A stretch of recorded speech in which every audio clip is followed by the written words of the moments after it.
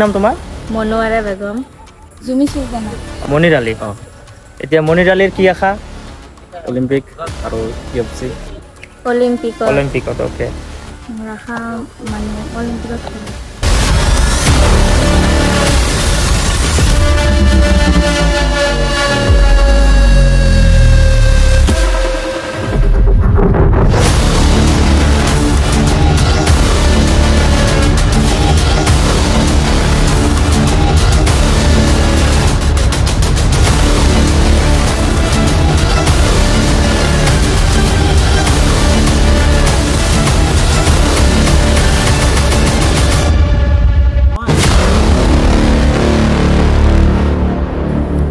সকলোকে স্বাগতম জনাইছোঁ।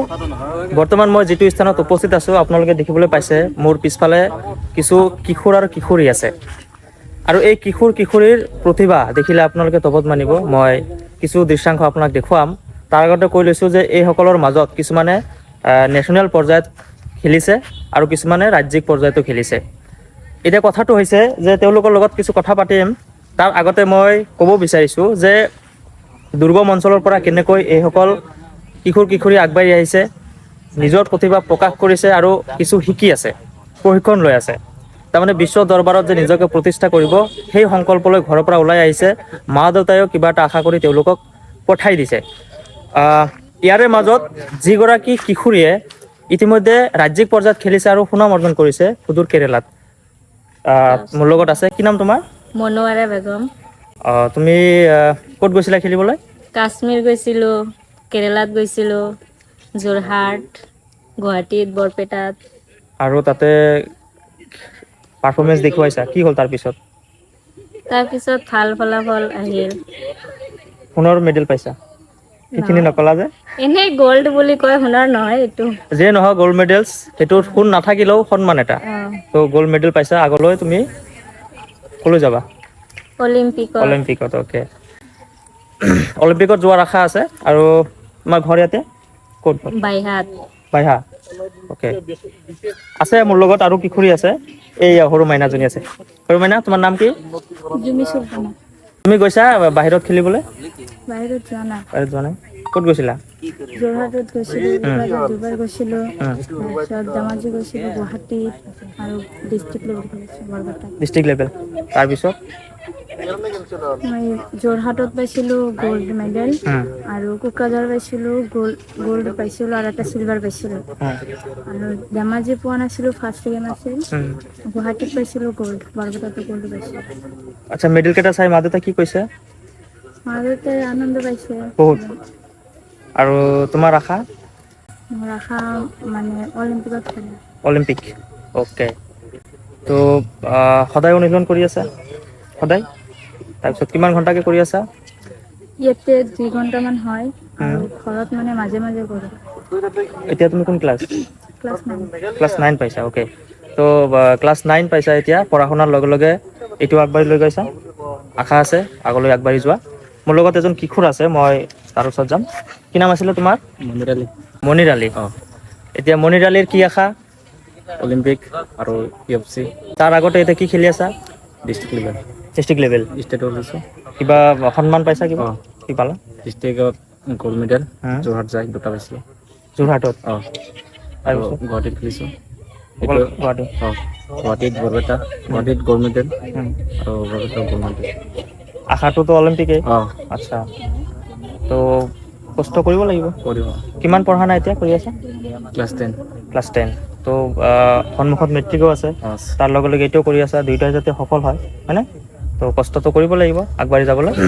মোৰ লগত প্ৰশিক্ষক আছে আৰু এই প্ৰশিক্ষকজন সাধাৰণ ব্যক্তি নহয়, তেখেত ইণ্ডিয়ান নেশ্যনেল এক্ৰছ টীমৰ এগৰাকী ভাল খেলুৱৈ আৰু তেওঁৰ নাম হৈছে আলাউদ্দিন খান। মই প্ৰথমে স্বাগতম জনাইছোঁ।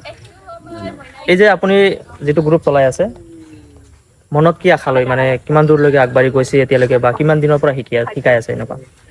নমস্কাৰ, মোৰ নাম আলাউদ্দিন খান। মই ইয়াতে শিকাই আছোঁ 5-6 বছৰমান হয়। কিন্তু ইয়াৰ পৰা মই লৈ যাম, এতিয়া নেশ্যনেললৈকে লৈ গৈছোঁ, নেশ্যনেলৰ পৰা ইণ্টাৰনেশ্যনেলৰ পৰা এছিয়ানৰ পৰা অলিম্পিকলৈ লৈ যাম। আৰু ইয়াতে যে প্ৰেক্টিচ হৈ আছে কোনেও নাজানে, আৰু মই ইয়াতে এই নিউজত কৈছোঁ যে যাৰ ঘৰতে ল'ৰা ছোৱালী আছে দেৰি নকৰি সোনকালে চেঙা বেছিকত পঠাই দিয়ক আৰু এইটো প্ৰেক্টিচ কৰিব দিয়ক। এইটো প্ৰেক্টিচ কৰিলে কি হয়, ধৰক চাকৰিও পাব, প্লাছ খেলিবও পাৰিব, তাৰপিছত অলিম্পিকলৈ যাব পাৰিব। মই ধৰি লৈছোঁ অলিম্পিক বাদ দিয়ক, চাকৰিও বাদ দিয়ক, এই শিকাই যাই আছে তাৰ বেনিফিটটো কি হ'ব এইটো কওক। এই দুটা বাদ দি বাকী কি হ'ব? এইটো যে শিকাই আছোঁ বেনিফিটটো এইটোৱে কি বডি ফিটনেছটো ঠিক থাকিব আৰু শাৰীৰিক চৰ্চা হ'ব আৰু বেমাৰ টেমাৰ একো নহয়। আৰু যোনে আৰু যুৱক আছে বহুত আছে এই ড্ৰাগছ খাই থাকে, কিন্তু আমাৰ ইয়াতে আহিলে সেইটো বন্ধ হৈ যাব। এইটোৱে কথা মই ক'ব বিচাৰিছোঁ যে আজিকালিৰ যিটো নৱপ্ৰজন্ম অকল ড্ৰাগছ, ভাং, মদ, চিগাৰেট এইবিলাকৰ পিছে পিছে ঘূৰি আছে। তাৰ ব্যতিক্ৰমী পদক্ষেপ এইটো। আৰু মোৰ পিছফালে এই যে দেখিছে যে এইসকল কিশোৰ উঠি আহিছে, আমাৰ পিছতে এওঁলোক, গতিকে এওঁলোকক যদি আমি ৰাস্তা দেখুৱাই দিওঁ তেতিয়াহ'লে বহুত দূৰলৈকে আগবাঢ়ি যাব। তেওঁলোকৰ প্ৰতিভা ক'ত কেনেকৈ সোমাই আছে আমি নাজানো, কিন্তু আমি যদি ৰাস্তা দেখুৱাই দিওঁ তেওঁলোকৰ নিজৰ পোহৰেৰে আগবাঢ়ি যাব, সেইটোৱে কথা হয়নে? তো আপোনাৰ এই যে শিকাই যে আছে মানুহে গম কিছুমানেতো পায় আপুনি লেক্ৰছ টিমৰ নেশ্যনেল প্লেয়াৰ, তো কিবা সহায় সহযোগিতা বাহিৰৰ পৰা তেনেকুৱা পাইছে?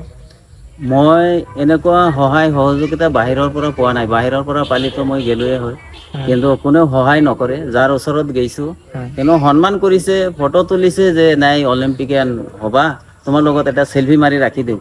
কিন্তু যেতিয়া মই ফোন কৰিছোঁ পইচাৰ কাৰণে, কায়ো পইচা দিয়া নাই। এইটোৱে মোৰ আৰু বেছি নকওঁ। মানুহে সেই সময় চিনি নাপায়, আপুনি যেতিয়া সফলতা দেখুৱাব লাষ্টত গৈ তেতিয়া আপোনাক গামোচা পৰাবলৈ আহিব, সেইটোতো সাধাৰণ কথা। গতিকে ঠিক আছে বাৰু, আপোনাৰ যিটো সপোন আপুনি লৈ ইহঁতৰ আগবঢ়াই লৈ গৈ আছে পূৰ্ণ হওক, সকলোৰে আশা আগলৈ আগবাঢ়ি যাওক। আৰু এখেতৰ কাৰণে সকলোৱে দোৱা কৰিব যাতে আৰু ল'ৰা ছোৱালী হওক ইয়াতে আৰু কি ক'ব যে এই ল'ৰা ছোৱালীক লৈ আপোনাৰ কি আশা, কেনেকুৱা ধৰণৰ আশা কৈ শেষ কৰি দিওঁ আপুনি কওক।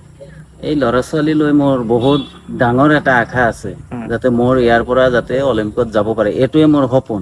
মই যাব পৰা নাই, মোৰ ষ্টুডেণ্টে যাব, সেইটোৱে মোৰ কামনা।